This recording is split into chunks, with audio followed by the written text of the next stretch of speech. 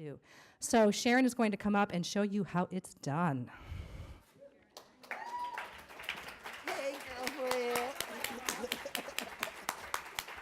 All right. Loretta was one of the publishers of the All Hail the Coochie poem in the Sister Song Conference book one year. So this is full circle here. Okay, so part of how I'm the Coochie lady comes from this poem. All hail the Coochie. So you know I'm calling response. So when I say all hail, you say Coochie. The Coochie. Coochie, affectionate colored girl's name for the female genitalia, sacred space, otherwise known as punani.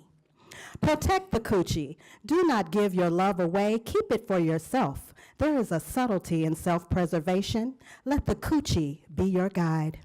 Protecting the Coochie is a show of strength. Be what you mean. Say what is true. Do not share Coochie with Coochie haters. They will not pay homage. This is not to say professed Coochie lovers will act any better. Love your Coochie. Protect your Coochie. Coochie has medicinal and healing properties. Power in the wrong hands or tongues or with the wrong penetrative intention is dangerous. Get your Coochie home on time.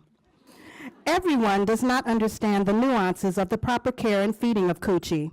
Coochie is a state of bliss, a state of being. Forget nirvana, baby. Coochie is it. All hail the Coochie. This Coochie's for you. Protect your Coochie from cooties, unloved cooties. Shantae's got a man cooties. Coochie hater cooties. I need my space cooties. The one, I don't wear one because it ruins the moment, feels like I got on a raincoat in the shower cooties. The forgive me cooties. The you're the only one, the other mean none to me baby cooties. The Cinderella complex cooties. The Rapunzel complex cooties. The white horse, white knight, black prince, Nubian king, mandingo, warrior, shining armor, burning spear complex. Cooties. The I have a better chance of getting hit by a bus than getting married cooties. There ain't nobody else gonna ever love me cooties. The we just friends and can't nothing like a little something. Change that. Cooties. The this won't hurt at all cooties. The what? Me lie to you? Cooties. The I don't want you to do anything you don't want to do, baby. Cooties. The sexy mother for you. Cooties. These cooties are particularly hard to resist, so a few infractions sponsored by latex and creativity like moderate wine drinking may actually have a protective effect. Do use discretion. Coochie is a sacrament. Make sure they tithe, confess, and repent. Coochie is a sacred space. Protect your coochie by any means necessary. Coochie is a sacred space, otherwise known as punani. There is a subtlety in self-preservation. Making sure no harm comes to the coochie, paying this type of homage to yourself is a show of strength. Be strong. May the power of the coochie be with you. Self-love is an action verb, and coochies need love too. Oh, hell, coochie.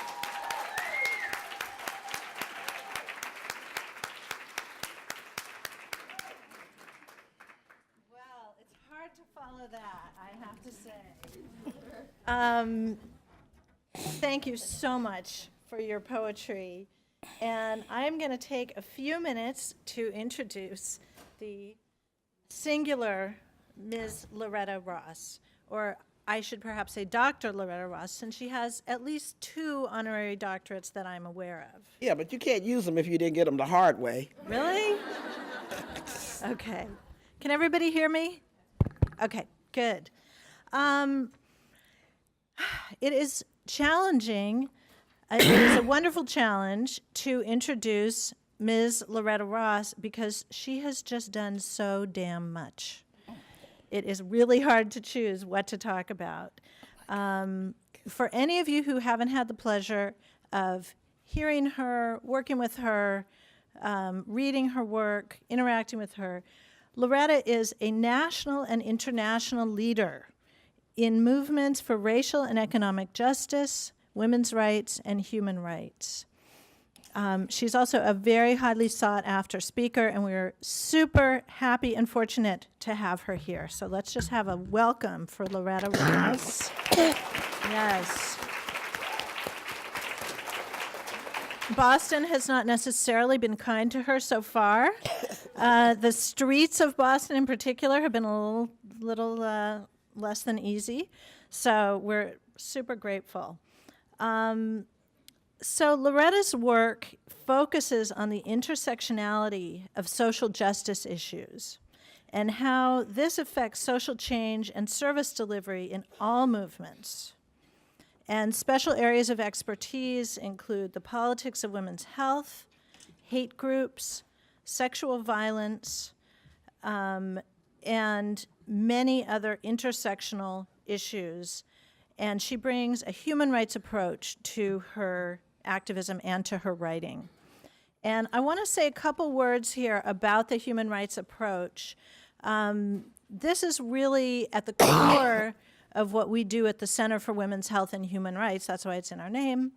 And it's also at the core of the vision that Chris Bobel and I had for this particular conference. And, you know, we all kind of know that term human rights. We don't necessarily take the time to unpack it and really understand it.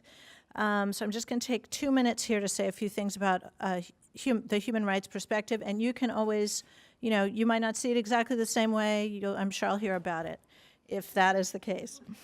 So human rights are holistic. They include everyone, and every human being has the right to every human right by virtue of being human. So they're holistic, they're intersectional, and they include everyone, even regardless of your age, your race, your class, your sex, your nationality, et cetera, your ability, your age, any other qualifier. And that's because every human being has the right to lead a life of dignity in a social order that supports that dignity. Okay, so it's about the individual's right, but it also includes what is needed from the environment and the state to support that. So the human rights are also intersectional and indivisible, as I mentioned. So you can't enjoy one right. If one human right's being violated, that gets in your way of enjoying your other human rights. So if your human right to bodily integrity is being violated, you can't then go enjoy your right to education, right? Or vice versa. Any human right that's being violated prevents you from enjoying your other human rights. At the same time, any human right that is respected, protected, or fulfilled enhances your ability to enjoy your other human rights. So it's a very holistic thing. So the human rights are critical to the health of individuals and communities. A human rights perspective is the opposite of single-issue politics and single-issue thinking. And we've seen that human rights perspectives on menstruation are kind of multi-sectoral, and I'm going to just point out that the human rights, when you're using a human rights perspective to talk about menstruation, you're already talking about the right to health, the right to wash, to water and hygiene, sanitation and hygiene, the right to freedom from discrimination, the rights of rural people, the rights of young people, the right to education. Menstruation includes and encompasses all those human rights. And human rights are a very profound framework through which to look at women's health and bodily integrity, and I think we really see that in a lot of Loretta's work.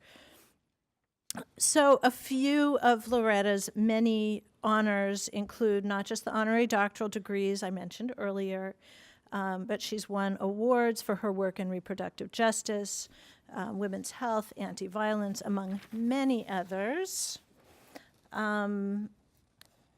Loretta is known as a reproductive justice pioneer because she was one of the creators of the term reproductive justice, which was coined, as many of you probably know, by African American women in 1994 following the International Conference on Population and Development in Cairo. Yes. Loretta is the author of dozens of articles, book chapters, and co-author of the book Undivided Rights, Women of Color Organized for Reproductive Justice.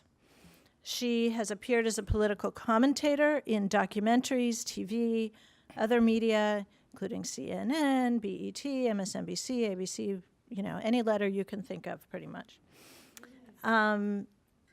Loretta Ross has spent 40 plus years launching and managing nonprofit feminist organizations starting in 1974. You can sit with that for a minute. She is was co-founder and the national coordinator of the Sister Song Women of Color Reproductive Justice Collective from 2015 to 2012, which is a network of women of color and allied organizations that organize women of color in the reproductive justice movement. She has been an activist since she was a teenager. For example, one example of Loretta's activism is that she was national co-director of the April 2004 March for Women's Lives in Washington, D.C., which is the largest protest march in U.S. history with more than 1 million participants. Yeah. A few years ago, she decided, very much to our benefit, our meaning the rest of the world, to spend the rest of her time in the movement sharing what she's experienced with younger activists in hopes that they too will join our movement that has rocked the world. So we are honored to have Loretta Ross rock our conference here as our keynote speaker. And with that, without further delay, I give you Loretta J. Ross. Hey, folks. Can you hear me in this mic? Yeah, first of all, I need to apologize to you. I had to park way far away and then double time to get here. So right now I'm sweating like a preacher caught in adultery. I mean, it's just, it's just rolling. I mean, when you get wet between the legs, you're like, oops. Fortunately, I'm old enough to know it's just sweat. And stuff. But the days when you used to say, oh, hell no, I'm afraid to get up out that chair. We all remember those days, right? Some of us still have those days. So first of all, I want to thank Amy and Chris, and particularly Marlene Freed, who recommended me for this conference. Marlene wasn't able to make it because she's out at the NNAF conference getting an award. And so our paths, don't intersect right now, but of course she's my co-conspirator in writing Women of Color Organized for Reproductive Justice, Undivided Rights, which I'm proud to say will be republished next year. We just signed a contract with Haymarket Press to reissue it because we all suffered a loss when South End Press went out of business. And so for years, you could only get copies of Undivided Rights like at $95 on Amazon, which really sucked. I mean, just making Amazon rich pisses me off. Ignore the fact that I have a Kindle, okay? But anyway, and so it's coming out again next year. And as Amy said in my introduction, I've been spending the 3 years since I've been retired from Sister Song, writing things called around reproductive justice and Black women and abortion. And I'm proud to say that the National Women's Studies Association Social Justice Quarterly is about to publish one of my essays called Reproductive Justice Theory.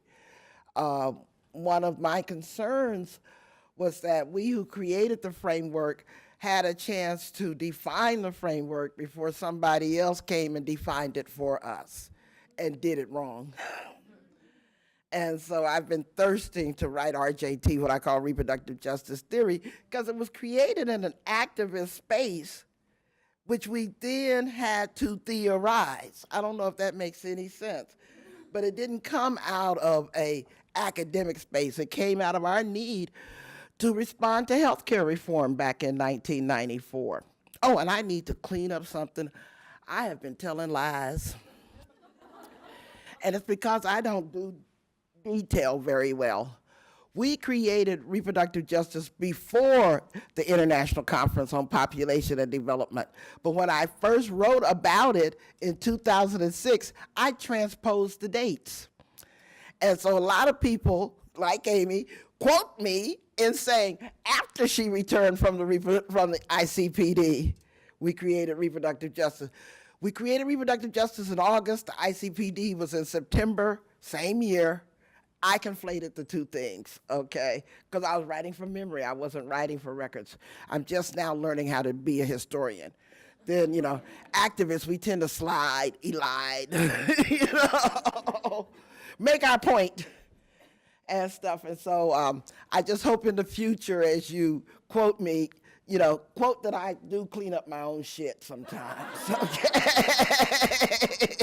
Not all the time, but you know, it's one of those things where you've written it, you've published it, and you go, oh, shit. And now I said, let me just set this record straight, because people will, I don't want them to misremember the ICPD as having happened before it actually happened, nor reproductive justice, but that's a whole nother thing. I actually felt totally miscast in being asked to speak at this conference. I think my first response when they asked me was that, I ain't bled in 40 years. You know, I mean, yeah, why me? And I had to go do some research on the menstrual health movement. And I call it the health movement instead of the hygiene movement, because hygiene makes me think it's dirty. You know, I'm from that generation of black women that when we went to college, we were forced to take feminine hygiene classes, as if we walked into college campuses dirty and we needed to be told how to keep our cooties clean. Our coochies clean, I'm sorry. Can't clean up the cootie, you clean up the coochie. The cootie is a cootie. And so I've always had this association when you say feminine hygiene with the concept that women are naturally dirty who need to be cleaned up. And so, you know, that's just me. Maybe other people have that connotation, but I know the respectability politics of historically black colleges and universities could be talked about, because the men had to take ROTC and the women had to take feminine hygiene. We had to keep those pussies clean for them boys. Apparently. So preparing for this speech made me have to revisit something that I hadn't thought about in years, which is my period. My period was not one of those joyous, celebratory kind of things that happened. When I was 11 years old, I was kidnapped from a Girl Scout outing and I was raped in the woods. And I remember I had on white jeans, and those white jeans showed every piece of blood that was over my body. And that was the onset of menstruation for me. And I remember coming home, and my mother and my sister looked at me, and they said, oh, isn't this sweet? She started her period. I never could tell them what had actually happened, because I thought I was going to get in trouble for having been kidnapped. I thought it was my fault. And so that was when I was 11. And so the next year, my mother got into a panic, and she took me to this Girl Scout film. I don't know how many of you learned about menstruation from a Girl Scout film. That's not a pretty topic. Yeah, I saw a hand go up. Yeah, that same Girl Scout film. Like, yeah, they probably only made one. And tortured us all with it, you know, because I remember saying, ew, because they didn't make it celebratory, they just made it something you endure. It's the cost of being a woman. And I'm of the generation where we had the belts. You know, I know many of you young people don't remember the belts that you had to strap on and learning how to do that. And my mother was so embarrassed in trying to teach me how to use a belt because she had not dealt with her own sex and sexuality issues. She was born in 1922. She didn't know nothing about teaching young girls about sex and sexuality, and she had her own issues. And so I remember I asked my mother about the hot water bottle that was hanging up in our bathroom, and she hit me because she thought I was mocking her. How could you not know what that's about? And I wanted to say, but you never told me. Why is this red bag hanging up over the tub? I mean, what do you do with that? And my mother thought that I was making fun of her because of her own inability to talk about sex with her own daughters. And then in 1973, when I was 20 years old, yeah, 23 years old, so it should have been 76. See, I told you I can't remember shit. I know I was 23, so it had to be 76. I was sterilized by the Dalcon Shield, and I had to undergo a total hysterectomy that took all my plumbing. Not my sexual desire, but my plumbing. Just to be clear, I still like screwing everything. You know, and my sexual preference is decided by who's cute. So thou shalt not pigeonhole me. Regardless of my presentation, you better not sashay. Anyway, and so in 1976, I was sterilized, and I felt like being robbed of my period, felt like being robbed of my virginity. Because I was both roughly introduced to womanhood and then felt like I got robbed of it a very short while later. And so I kind of put all of that out of my mind in terms of talking about periods. I'm not bleeding anymore, okay, but I also can't have no more kids, okay, you know, there's trauma and drama around being sterilized at 23, and resisting doctors trying to make me take hormone replacement therapy for the rest of my life. Because this doctor said, well, you're going to have to take this Premarin, which I understand now is made out of horse's urine, but they don't tell you that in a doctor's office. I'm like, oh. Pregnant horse's urine, right. Right, that's why pregnant mare's urine, Premarin.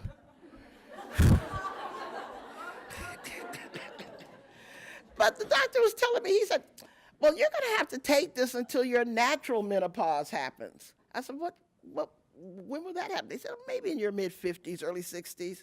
I said, I'm 23 years old. I wouldn't take aspirin for the next 45 years and consider it safe. And so only because of my skepticism, I was spared the likely cancer of having taken Premarin for 45 years. I was just too damn skeptical. First of all, I was skeptical because I got sterilized. I mean, that just gave me a whole distrust of the medical industry at that time. The Dalcon Shield was unsafe, yet it had been implanted in me, you know, and all of that. And I was sued A.H. Robbins, bought my first house from, you know. So skepticism was my middle name. But then I had other experiences around periods. In 1985, I was with a delegation of African American women who were in Nairobi, Kenya, at the World Conference for Women there in 1985. And there is something that you probably already know, but when a group of women travel together, all their periods synchronize. Don't ask me how that happens, but it does. So anytime you're taking a long trip with a group of women, carry a lot of extra supplies. Because during that trip, we found our way to Tanzania, to this market, and the woman who was with us, Loretta Boring Young, who claimed to speak Swahili, did not know the word for sanitary pad. So you had 6 women walking around the market going, ooh, ooh, ooh. Trying to figure out the Swahili word for Kotex. There wasn't one. We found out much later, they used rags. Things like sanitary napkins were not available in an African market in the 1980s. But we didn't know. We was these back to Africa black women, you know. Going, ooh, ooh, ooh. And I think they probably thought we were sex workers trying to sell us something.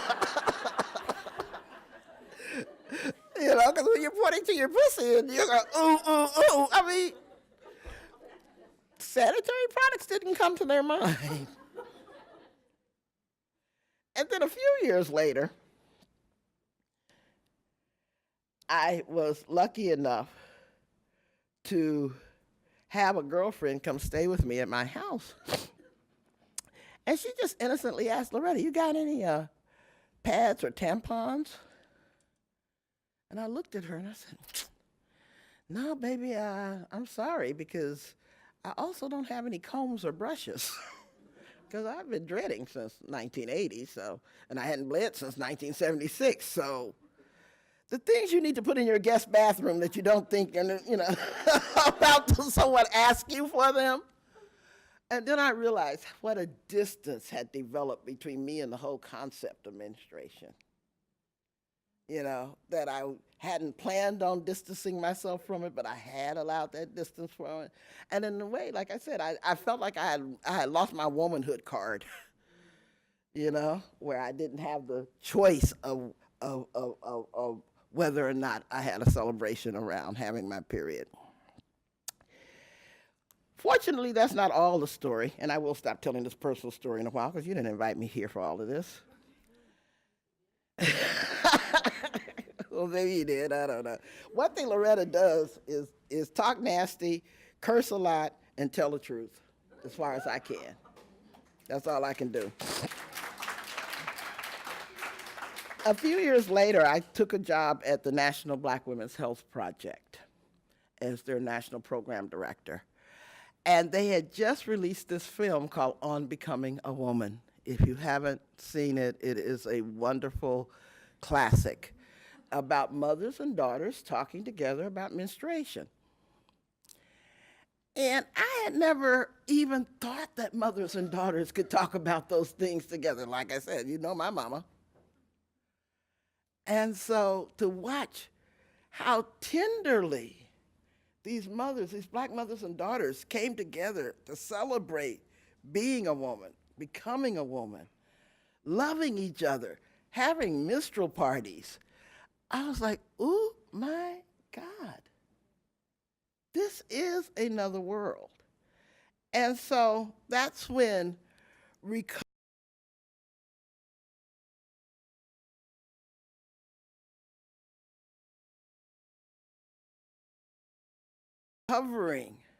from the trauma from what had happened to me began around menstruation. And so I still say I'm an odd bird to be speaking at this conference now that I've told you all of that. But I'm happy to be here because I am happy to talk about how menstrual health is a human right, because that I do know a little bit about. And I believe we can achieve our human rights through the lens of reproductive justice. One thing I want to say, first of all, is that a lot of people deify the concept of reproductive justice.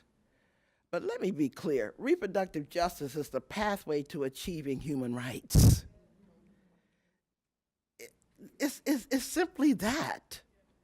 Okay, so don't stop and say, okay, now where I used to use pro-choice, I'm gonna now say reproductive justice and, I'll be kumbaya with the colored girls.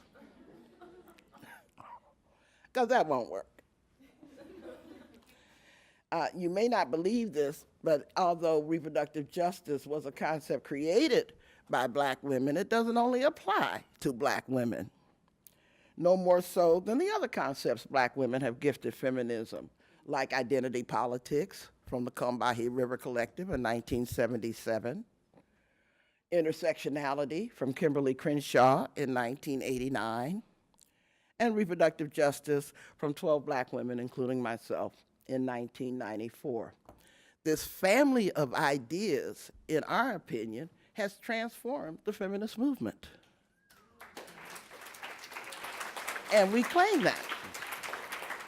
We claim that. As a matter of fact, I think the feminist movement has been rather intellectually sterile without them. Yeah?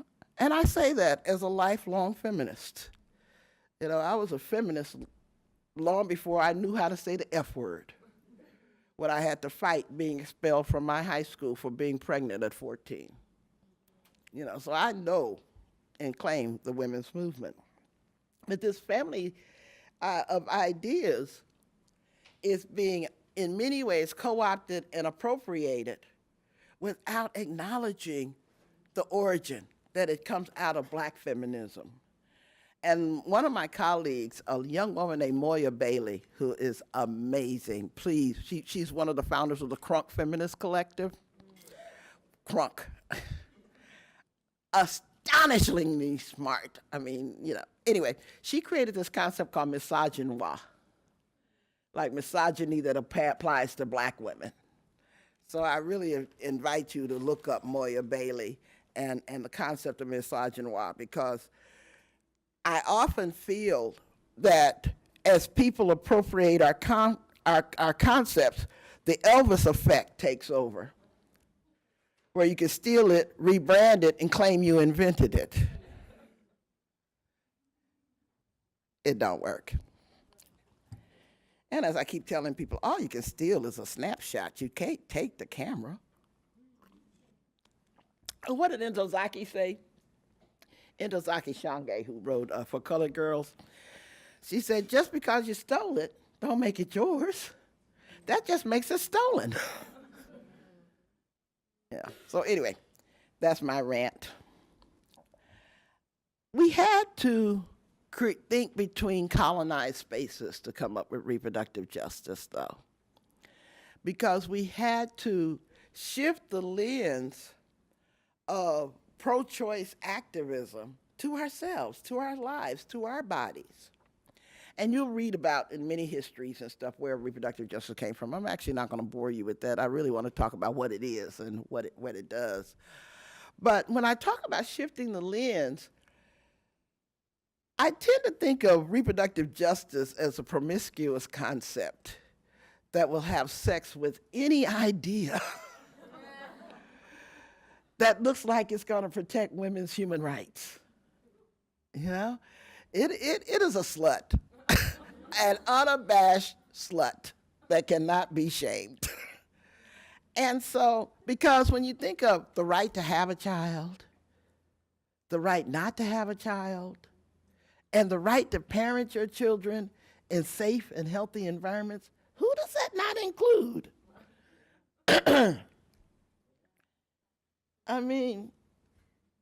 It's probably one of the most universal concepts, in addition to identity politics and intersectionality, that we've birthed in a while. And so we had to think between these colonized spaces to learn how to shift that lens. And when I talk about shifting lenses, for those of you who are not familiar with what we've written about reproductive justice, imagine yourself as an eye doctor being examined. And the doctor is going to shift lenses until he finds the one, or she finds the one, that's right for your eyes. That doesn't mean all those other lenses were bad. They just weren't yours. Reproductive justice is that shifting lens process, where you shift the lens until the lens is clear for you. That doesn't mean all those other lenses are bad or invalid or flawed. They just ain't yours. So when we talk about centering ourselves in that lens and shifting that lens, keep in mind that eye doctor metaphor. And don't try to get into comparative lenses or oppression Olympics, also known as oppression Olympics. Because all the lenses are valid. So I hope that helps people understand the applicability, the universality of reproductive justice. It's not just, well, you got to look at it through a black women's lens. That's bullshit. All black women don't even use the same lens. So why would you even try that? Why would you even try that? I gave up a long time ago, in the 1980s, when I used to work for NOW, the National Organization for Women. They hired me to direct their Women of Color program. And they had they, meaning Ellie Smil, my boss, who I adore, had the mistaken idea that she had hired me to recruit women of color to NOW. And I responded back, here I am on the job 3 days, and I said, no, the Marines recruit. I want to find out why the colored women who come don't stay. that's a different project. And so I became like the internal ombudsman. I wanted to interrogate power within now. How was it used? How was it abused? How was it summoned? Who was in? Who was out? Those kinds of things. After 3 months, Ellie fired me. The next day, she rehired me. Because what she had not calculated was that I came with my own feminist history longer than hers. And I was able to get on the phone with about 10 black women that she needed, including Shirley Chisholm, and say, you will rehire her. And me and Ellie are real tight right now. Matter of fact, a lot of women have fired me, and we're real tight. Billy Avery fired me. I think about it. I guess I get fired, and then they find that I have some value after all. Because I'm not really good at playing games. Life is too short. I want to play my pussy. I don't play with your games. When I think of playing, that ain't how I play. Okay, just a thought, And you don't feel as good. That's just that. Sharon, that's why I sponsored a conference called Let's Talk About Sex. I talk about sex. I am totally enamored with the concept of sex. Anyway, so reproductive justice is very elastic, it's very resilient. Matter of fact, one of the books that I'm publishing next year is an anthology on reproductive justice that might surprise you with its elasticity, because it's going to contain an essay by a pro-life feminist using the reproductive justice to argue against abortion rights. I think she's crazy. And I've told her she's crazy, but I'm going to publish her because she's got the right to use this very resilient concept too. And if it's a really strong concept, it can withstand that. It can encompass that. And so now I'm trying to figure out, now how can I, coming from my lens, give birth to an article called Trans Women and Reproductive Justice? Can it contain that? Of course it can. What will it look like if it contains that? I'm excited about the process, but I'm also scared shitless.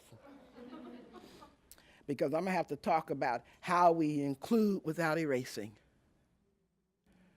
And that's not to be, that's verboten nowadays.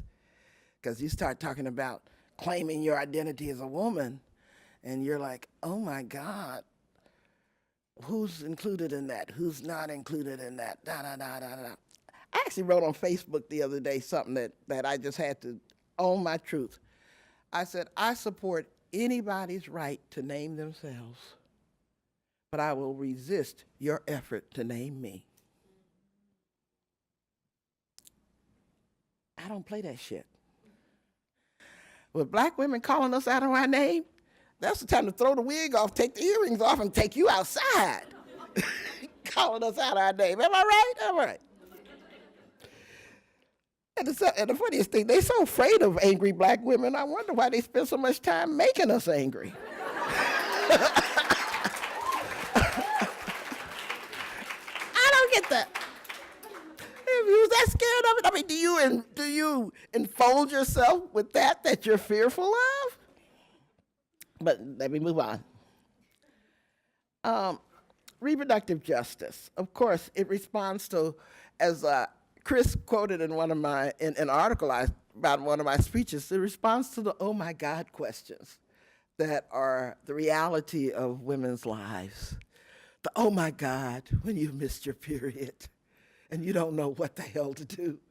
You don't even have to be actually pregnant. You just know she has not arrived. And so you're like, oh my God, what am I gonna do? Can I tell my mother? Oh my God, can I keep my job? Can I stay in school? Oh my God. And it's the answers to those oh my God questions that cost us to create reproductive justice. because you have to answer those upstream, oh my God questions to even determine whether that woman is ready to become a parent or not. The answers to those questions will determine to have or not to have that baby. And so I criticize both the pro-life and the pro-choice movement for focusing on the wrong damn thing. The pregnancy, not the woman's life before she even became pregnant. And that's why I believe reproductive justice is the pathway to human rights, to women's human rights. Another way of saying it, and when I'm talking to my pro-choice, pro-family, is we've made it safer for women to have abortions than to talk about them. We've made it safer for women to have periods than to talk about them. And if we don't change that context in which women's lives takes place, we will be doing women a disservice. Let me give you an example. I once did a human rights training for an organization called CARE. Y'all may know CARE, the big humanitarian, deliver aid, drop-in aid kind of organization. And I was explaining to them the categories of human rights and stuff, which I actually haven't done for y'all. Maybe I'll unpack those categories later when I run out of other things to say. You know, it's called making it up as you go. I'm real good at that. Anyway, at this training I did for CARE, I explained to them the 8 categories of human rights. And I talked about civil rights, you know, your right to be treated as an equal to anybody in society, the non-discrimination rights, you know, political rights, freedom of speech, the right to vote. Well, recently we learned we haven't had the right to have our votes counted. Oops. There is that, right? Yes, and voting rights are under attack all the time. Then economic human rights, the right to have the economy managed in such a way that it benefits the 99%, not the 1%. Our economic human rights are violated all the time. Social human rights, the right to have our human needs met for food, clothing, shelter, education, and I want to stop at education because the reason we have to do human rights education is because our educational system does not want us to know what our human rights are. If they teach us about our human rights and people find out that education is a human right, they might question why they pay $50,000 a year for college. Yeah, yeah, and yet other democracies, Norway, Germany, others have a way of providing free college education for their people. But heaven forbid that we would look like them. Exactly. And then cultural human rights, the right to practice the culture of one's choice, to speak the language of one's choice, to practice the religion of one's choice. Freedom of religion is a human right. But I really enjoy, as a feminist, that freedom from a religion is a human right too. So I have the human right not to have your narrow religious views imposed upon my body. Fuck you. You know? You human rights violator. Because I'm really tired of your fetish over the fetus. I mean, how the hell can you miss 300 pounds of black woman in your face while you wonder about my reproductive potential? Yeah, I mean, it's just, anyway, this ain't that talk. But I do believe that if we retooled our movement as a human rights movement, we'd get much further down the road than limiting it the way we have to the U.S. Constitution, which we've never been included in the first place. So that's a whole nother conversation. Then there's environmental rights, the right to a clean environment, the right to have clean drinking water and non-genetically modified organisms in our food chain. You know, the right not to have toxic neighborhoods. Developmental human rights is the 7th category. These are the rights demanded by what used to be called the third world or the developing world, which is the right to control their natural resources. But I don't want you to think that that's only about the developing world or the third world.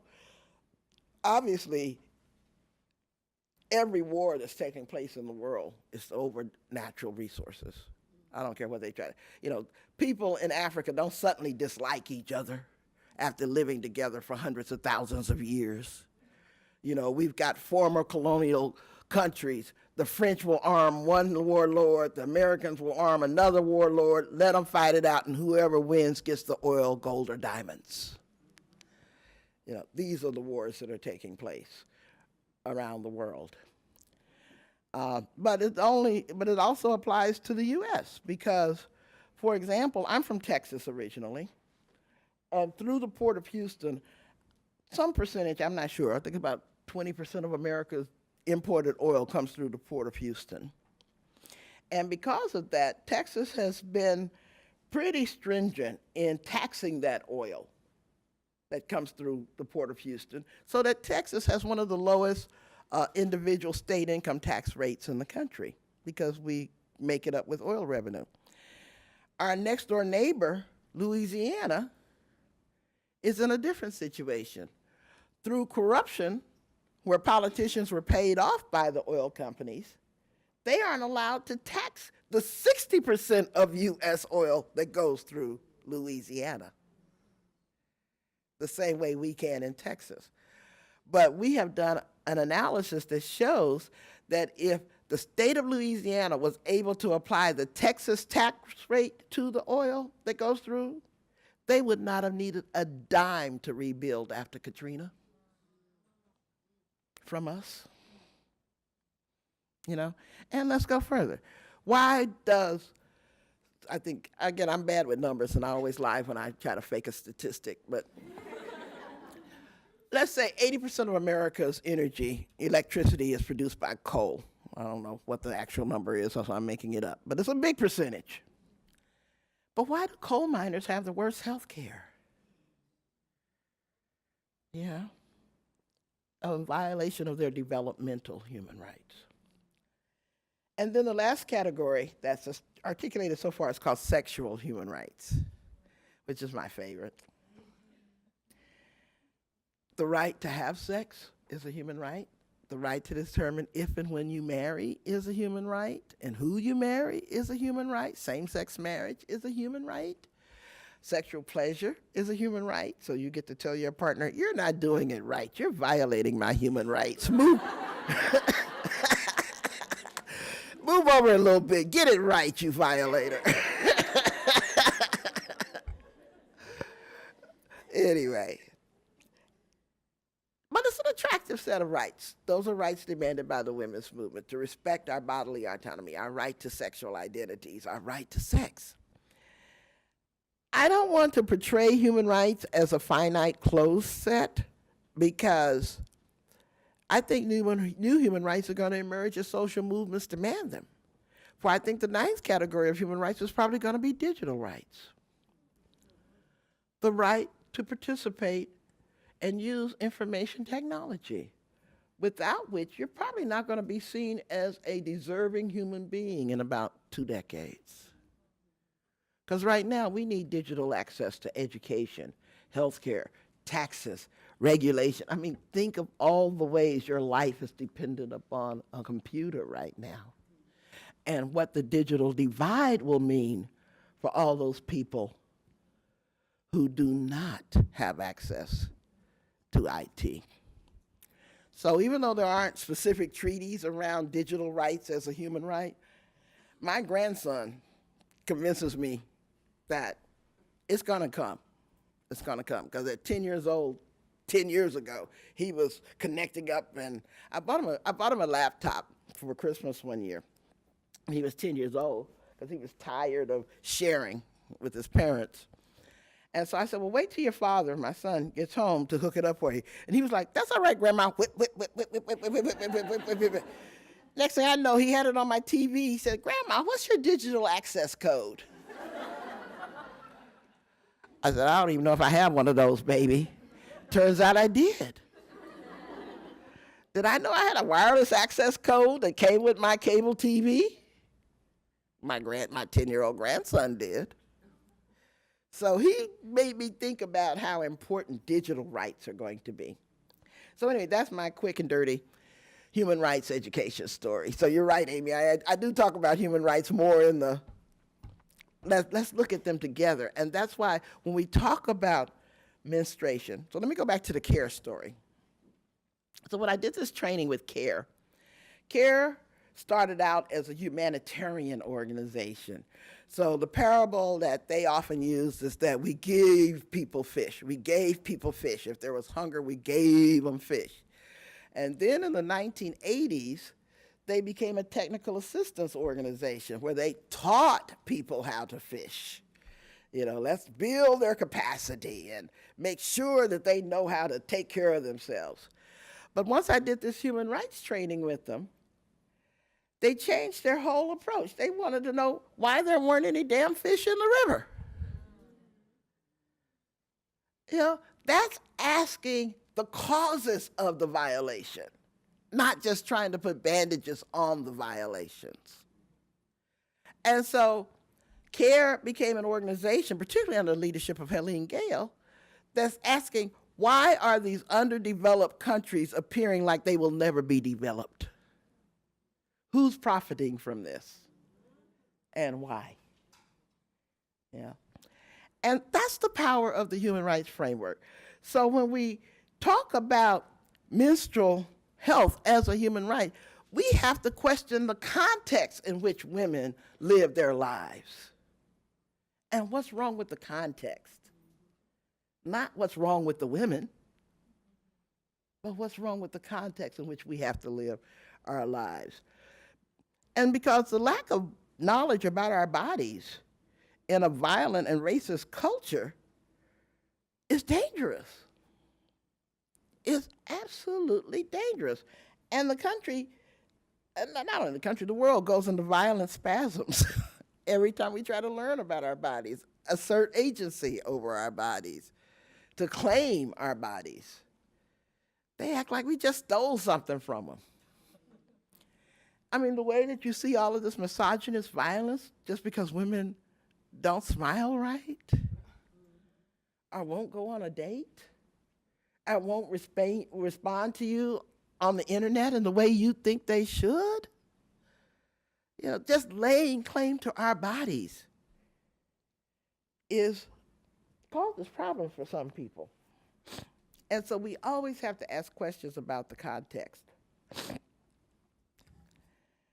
It goes way beyond biology. That's one of the things that I criticize when people try to apply the reproductive justice framework biologically. It's way beyond the plumbing, girls. Way, way, way beyond the plumbing. I just wrote an article last year that's going to come out in this Birthing Justice anthology that's coming out. I'm kind of excited about it. Julia Opara put it together. And I talked about reproductive justice and population control because I wanted to go beyond the stories of sterilization abuse and talk about gentrification as a reproductive justice issue. Controlling land use affects whether or not people have the right to become parents, have the option to become parents, et cetera, et cetera. So when we limit reproductive oppression to sterilization abuse or period shaming, we are limiting, in fact, the power of a real strong paradigm shift.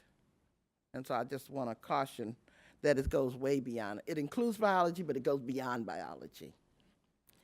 And trust me, they're not trying to control our plumbing because they just like periods.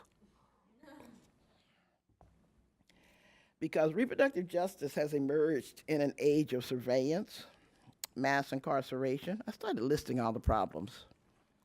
Deportations, police brutality and murders, media violence. You know, those bikers just had a fight while the Baltimoreans were thugs. individual and state cruelty, President Obama trying to pass the TPP. Well, let me not go there. Hate violence, class inequality, legal indifference, and neoliberalism. But having said all of that, I'm about to make you really nervous, because what I'm going to focus on is reproductive justice is an answer to white supremacy. It was born out of that, and if you're not willing to be a co-conspirator against white supremacy, you're not ready to embrace the reproductive justice framework. Let me just put it there.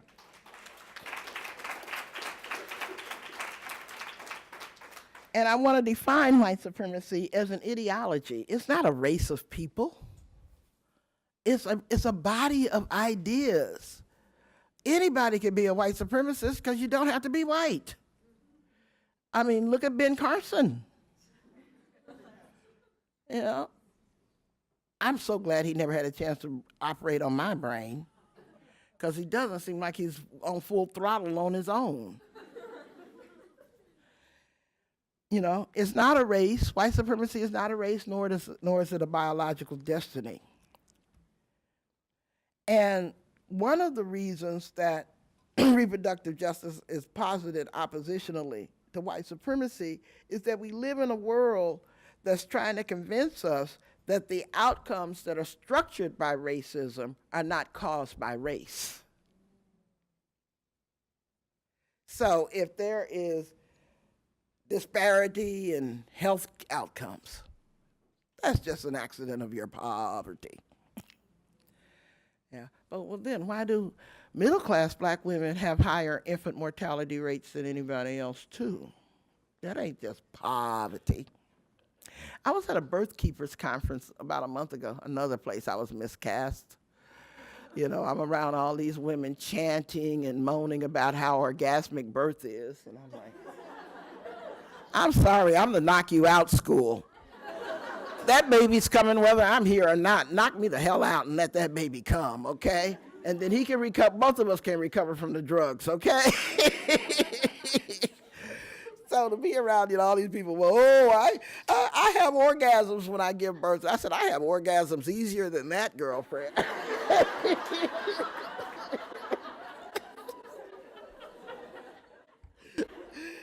So when they, you know, asked me to keynote that conference, I was like, who are these people thinking that Loretta Ross is the right one?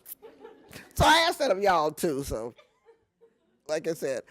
But like I said, that's the rapaciousness, the capaciousness of reproductive justice that is migrating to all these different places. And I love it. Like I said, it's a slut. A healthy slut, but a slut. And when we talk about white supremacy, we also recognize that not all white people benefit from white supremacy in the same way, because that's mitigated by class, by religion, by age, educational level, even what kind of white you are. You know, because you can't ignore the operation of anti-Semitism and white supremacy. You know, you can't, you know, argue against, and it's now that I'm stuck up here in the Pioneer Valley, my God. If I meet another woman that tells me how many generations her family went to Mount Holyoke,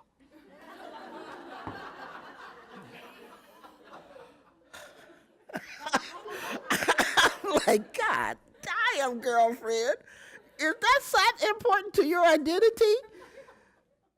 You know, I'm like, oh my God. And they say it inevitably in a whole room full of white people. So I guess this is some kind of, you know, pecking order for white people. That's how I can imagine it is, you know. I mean, it's like, you know, I don't know of any black people that talk about how many generations went to Mount Holyoke, so it obviously means something in whiteness discussions. But you know what I'm talking about, right? So not everybody is affected by white supremacy the same way. I get that. But we also have to understand, in the women's movement, we used to say, violent pornography is the theory and rape is the practice. And that's still very much true. Well, we call white supremacy the ideology and white privilege the practice. not everybody subscribes to the ideology of white supremacy who is white, but we live in a structure where whiteness confers a privilege that is unearned and, in many ways, unmoving, which is why we had to create a Black Lives Matter movement, and really will beat you down if you try to say all lives matter. Because if they all mattered, why are our children the one lying in the damn streets? Yeah. And the impulse to even say all lives matter is a white supremacist impulse.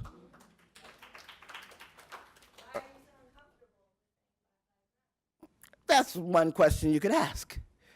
Maybe you're uncomfortable with thinking that Black lives matter. Yeah. But the ability to be ignorant is a privilege. To be ignorant of white supremacy is a privilege itself. James Baldwin said something like that. I can't remember his exact phrasing, but he was saying, he said that unconsciousness is the greatest crime white people do against black people. The unconsciousness is the crime. So anyway, moving right along.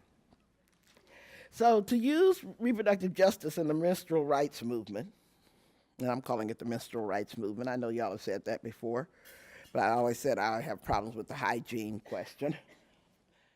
Plus, by the way, black women had a whole campaign about douching products and stuff that y'all are probably aware of too, which I've seen y'all have taken on as well. We have to intersect our movement in very particular ways. Of course, it's not enough to just talk about those of us who have the privilege of buying hygiene products or menstrual products, but let's talk about the homeless women. I got a letter before coming to this conference from a woman representing Women's Trouble. Is she in the room? Women's Trouble, where she's working to provide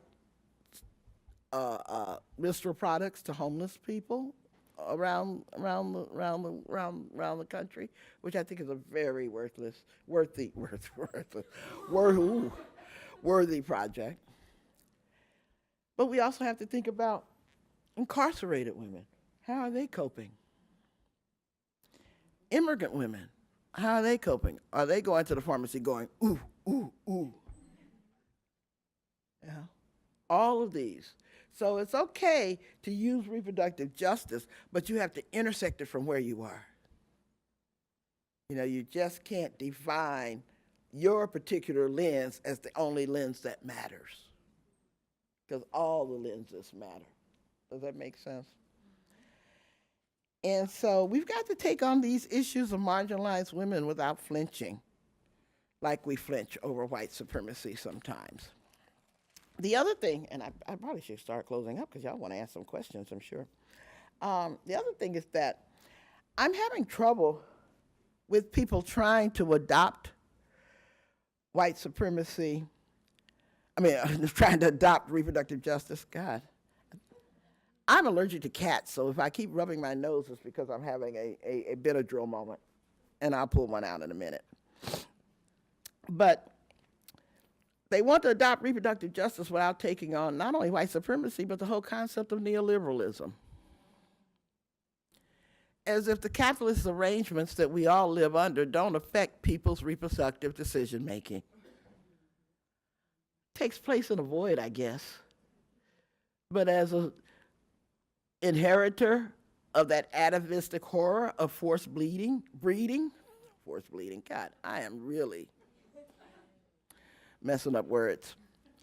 But anyway, We Remember was a brochure that we wrote in 1989 in response to the Webster decision that was about remembering what it was to be bred to make white men rich in this country. And that we are still living with the legacies of slavery. And I named Chase Manhattan and Citicorp and, AIG and all these corporations that got rich off of slavery. First Bank Boston, on and on, got rich off of slavery, that are now refusing to have any conversation about the role of an enslavement in creating American wealth. And Lord knows we can't talk about reparations. But let me go back to neoliberalism, because we've got some real threats to reproductive justice. The mega threat, of course, is the economic system, the neoliberalist system, because one of the aspects of neoliberalism is deindustrialization, creating an economy that needs fewer workers.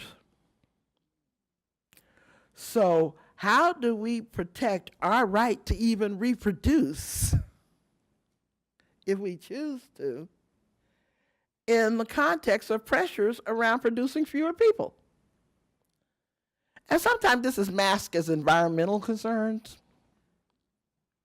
But frankly, when they worry about the environment, they target brown and black people, not white people. And if you think all of these reproductive technologies are designed to produce designer black babies, I need your drugs. Because you got the good stuff.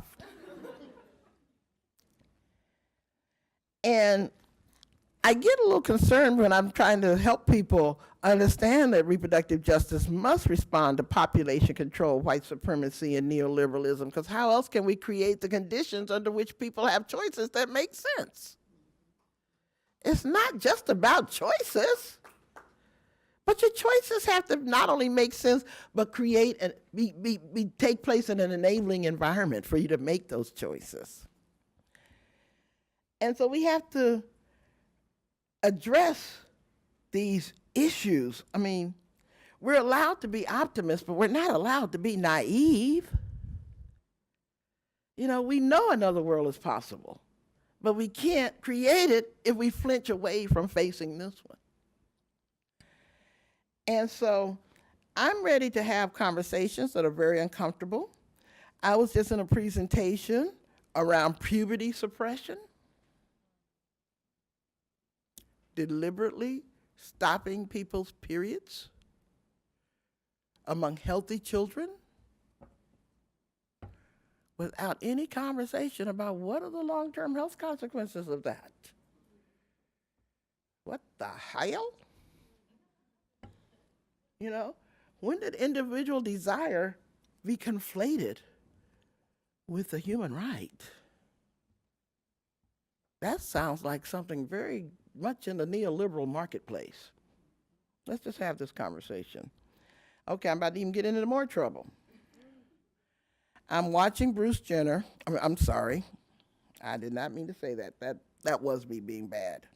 Caitlyn Jenner. And I said, okay, how did she get so hyper-gendered as a reification of the conscribed roles for women? Again, her individual choice should not be my straitjacket. Can we have that conversation?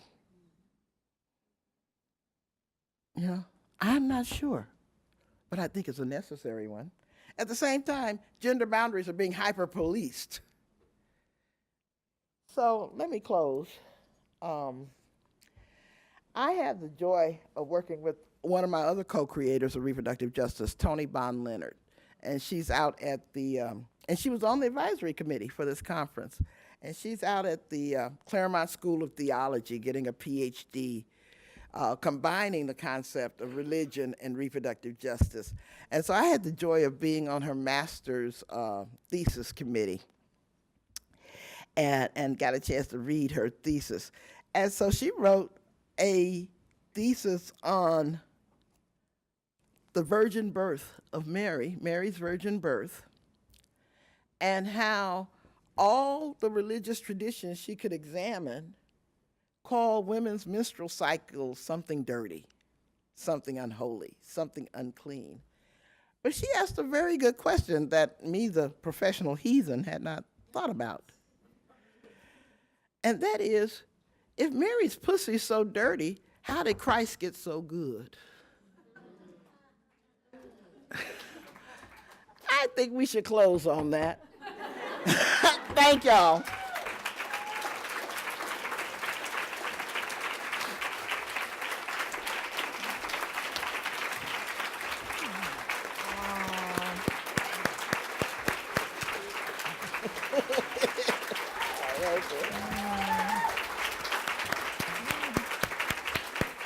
didn't leave as much time for Q&A as I should have. I have business cards up here afterwards, and I'm sorry I didn't leave more time for Q&A. I got kind of carried away.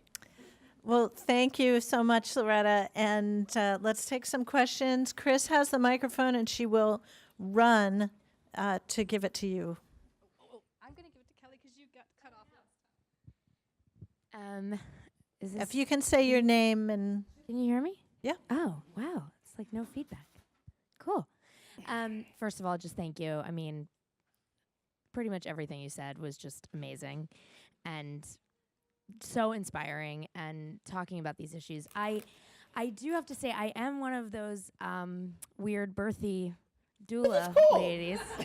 Okay. I just have to ask you, what in terms of, and I know this isn't the total focus, but my ears perk up.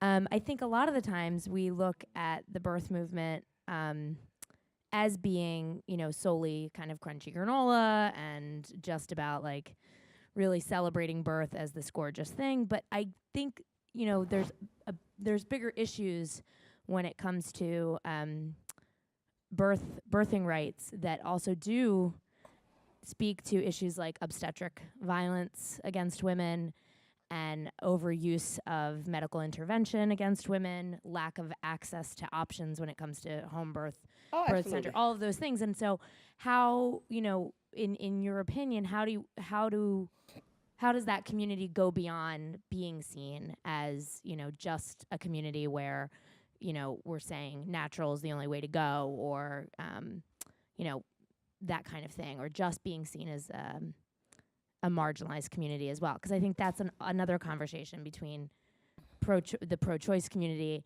and kind of the home birth, natural birth community, which I'm in as well. I'm in both of those communities. How do we, pull from both? So I hope. I really wish I knew the answer to that question, because that was my first birth justice conference. And I was speaking not from what the values of the birth justice movement are, just what a bad fit it felt for me. Because I'm the, tranker girl, and I can see I was probably in a minority when I was saying, I want full knockout if I ever, miraculously got pregnant again. And if my daughter was pregnant, I'd tell her to get knocked out. You will enjoy your child. You don't have to have the pain. But that's just me. So I wasn't questioning the values of the movement or actually hopefully not, making it sound like there aren't real birth violences happening, because they absolutely are. And certainly one of the key tenets of reproductive justice is the right to have the children you want to have under the conditions under which you want to have them, which is what gave rise in our minds to that whole concept of birth justice, claiming birthing rights in a very serious way. So I hope that my self-deprecation didn't mean that I was dissing the movement, because it's a very legitimate movement. I just felt misplaced there. Yeah, that's because I was like, like I said, I'm just a full trank girl. That's all I can say, is that if I ever had, I don't think pain is something to be endured. I think pain is one of those things you avoid, without any effort on your part. Life's gonna fuck you up.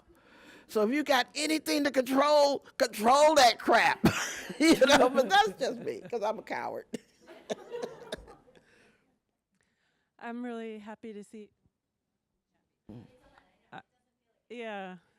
It is on. It's really nice to see you here, and thank you very much. Even if you feel like you don't fit, I think you're an important voice here, so I appreciate that you're here. I've actually seen you speak at reproductive justice conferences too, and I think listening to you, I can feel some of the tensions between different cohorts and different people using the reproductive justice movement, and you sort of trying to navigate that tension. And I see that here too, like in menstrual health organizations and in menstrual health movements, and just in feminist movements and intersectionality movements, all of them. There's different cohorts of people, different cohorts of feminists, different cohorts of black feminists, and so everybody's navigating different perspectives, trying to fight for the same thing. So because there's all those tensions, both because of generations and just people using perspectives differently, how do people like you feel about what's happening in these movements. I mean, you have the vantage point of looking over 50 years, maybe even more, watching people use certain ideas and do certain things. How do you navigate all of those differences yourself? And is your role then to write and speak and be the voice and make sure that certain people are using the ideas in certain ways? But how do you navigate all of that? Second wave, third wave, generations, different people using perspectives in different ways. Well, I have a fairly simplistic understanding of movement.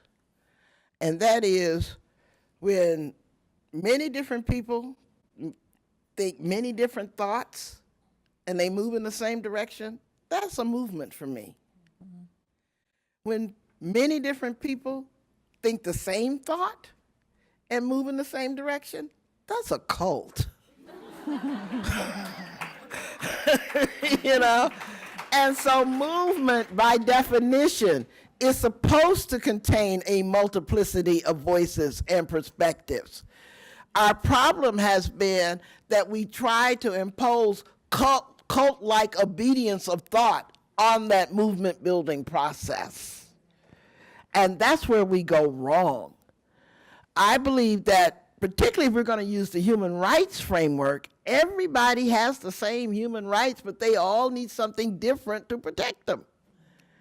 And so they're going to argue their human rights through their lens. And so you can't invalidate their lens just because it ain't your lens, nor spend time on them trying to get them agree to see things only through your lens. And so we don't necessarily have a lot of practice using that skill set of making people be with us, because we spent all of our movement building processes on making people agree with us. So I think we need a shift in practices about how to build movement based on differences as a strength, as opposed to differences being seen as a weakness.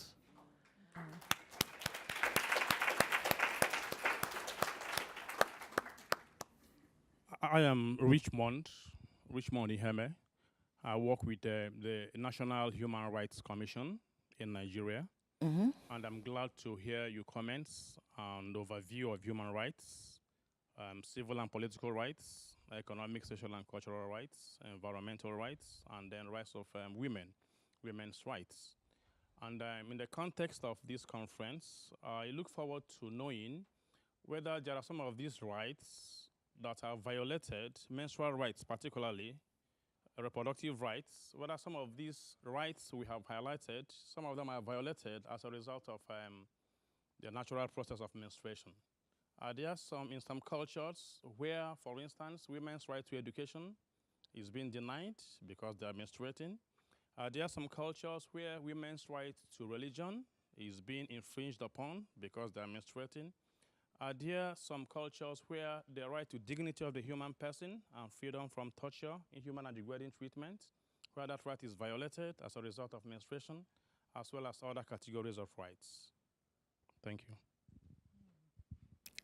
I'm not sure I heard a question. I heard your statement, but where was the question? The question is, in the context of human rights, all the rights that accrue to human beings, because they are human beings without any exception, without any discrimination. Are there some cultures where these rights are violated as a result of menstruation? Of course there are. Yeah. Every culture. Every culture. There is no culture in my mind, no nation, because it's not just cultures, it's nation states and all of this that we're working through in the human rights system. There is no nation that gets women's equality right. Okay, let's just fundamentally start with that. There are some that do better, and there are some that do worse, but there is no nation state I would hold up as an exemplar and say, let's do it like them. Because it just doesn't exist. And so, yes, there are cultures that violate women's human rights because of their menses, but there are cultures that violate women's human rights because they want to go to school or drive a car or run for president. You know, so I'm not into comparative violations in that way, no more than I'm into comparative oppression. I think that the beauty of the human rights framework is that our job, particularly those of us in Western democracies, is to get the boot of imperialism off the necks of other countries so that they can solve their own problems.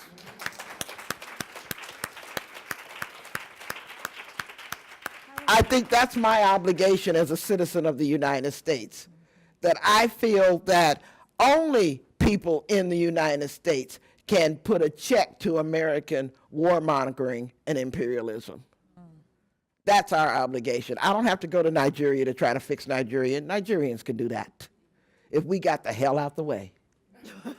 You know, and that's a difference of, hey, how you doing? So I see some friends in the audience, and that's a difference of approaching international solidarity work, moving us out of that missionary, let's go help the poor brown and black people approach. I think we have time for one more question, possibly two. Two. Okay. Oh, and Loretta, then we my have name is an Elle. announcement. Okay. Do this very brief, but I have two things to ask.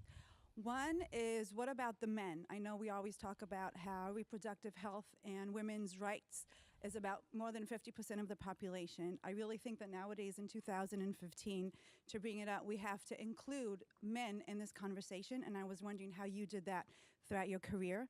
The other thing, and I'm so sorry, but I think there's a disservice when we talk about pregnancy and about birth in a painful way. I think when we actually talk about it as if it is something painful, as if it is an illness, we are actually taking Pain and away- illness is not necessarily the same thing. That is true. Pain is often a key to letting your body know it needs attention. It's your body's way of letting you know it needs attention. Absolutely, but I think that many women and many girls actually fear having birth and having a child, and it is only because we talk about it often. Not all of us, but some of us talk about it often in a very painful way. In Hebrew, we don't have labor pains. What we call labor pains is actually labral contractions, and we don't even talk about the pain in that respect. And I just think that that would be a much better way for all of us to go into the future and to talk about birth in a positive way and not only in a painful way. And for me, giving birth was kind of like, was kind of like just you having a huge poop, where you just push it out or you just squeeze it out and it comes out. Yes, My I poop know. felt like a watermelon coming out. And I think that if we talk about it in that way, maybe we'll help women not fear such a beautiful and natural thing that our body does. Thank you for that feedback. And again, it's a different lens. I think you're probably right.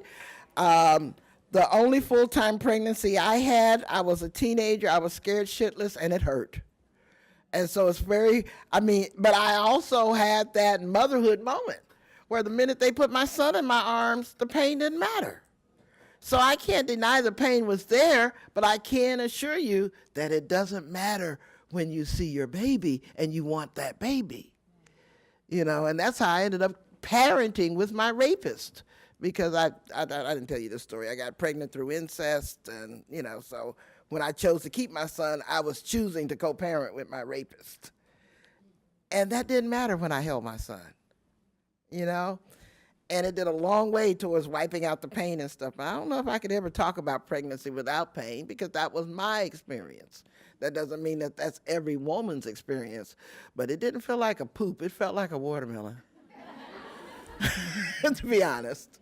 But I've also found that in the hundreds of women I've talked to about this,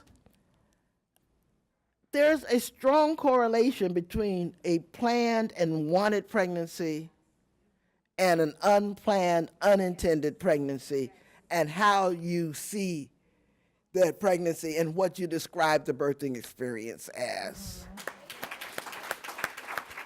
And so we need to maybe do more research on that, because that may be inflecting how we describe the pregnancy. Now, back to the men question. As a practicing heterosexual for the most part, till the women get too cute, I became a feminist because I want better men. You know, I want men worthy of my feminist intellect. But at the same time, I'm not, you know, I have very specific sexual desires around men, which, you know, leads me to prefer macho providing men. Because I don't want a boyfriend or a man in my life that cries before I do. You know? So as a feminist, I get to decide what kind of man I want personally. Plus, we get to decide how we engage with men in the movement. Because I've known many men who are much more feminist than many women. You know, so it's again about, it's just like there's no angel devils in building a human rights movement.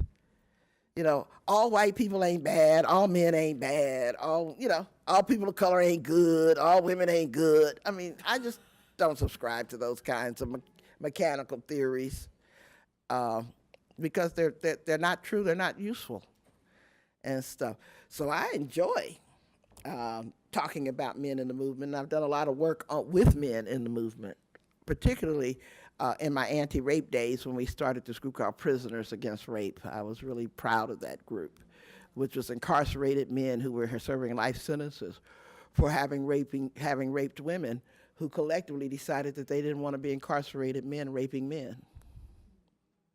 You know, and so they became a very powerful influence on my feminist consciousness when I was in my 20s. Was that it? We've We have two quick announcements. I'm sorry, folks. We'll have a snack afterward because we can't stop feeding you.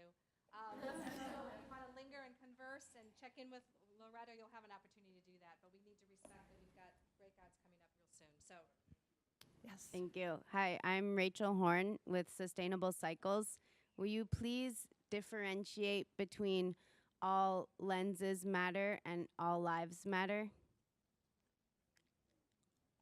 Oh, okay. Yes, that could be confusing. Thank you for asking that question. When I say all lenses matter, I say all lenses are valuable, okay? But there is a particular devaluation of certain lives by a white supremacist system. And so when you try to impose onto a Black Lives Matters movement that all lives matter, you're participating in the erasure of that deathly threat that white supremacy has to Black lives. Okay? And so it's really, you can't conflate having that individual lens, which is yours and precious and valuable, and say that, okay, the threat that I see through my lens is the same threat that Loretta's going to see through her lens as a mother of a Black male child. It just ain't going to work that way. That's just not real. Okay? And so, and I really want to do more work with white women who are willing to embrace the reproductive justice framework, because if we don't do that work intentionally, I am afraid that it will go off the rails. You know, because there is a risk in reshifting and putting white women in the center of the lens, and then have that be part of the project of the erasure of the conversation around neoliberalism and white supremacy. And it doesn't have to be that way. Like I said, I don't want allies. I don't want white allies. I want white co-conspirators around the project of destroying white supremacy. That's what I want. And on that note, we have two quick announcements from Chris. yes, so this is a seamless transition from Loretta to active activist projects right now.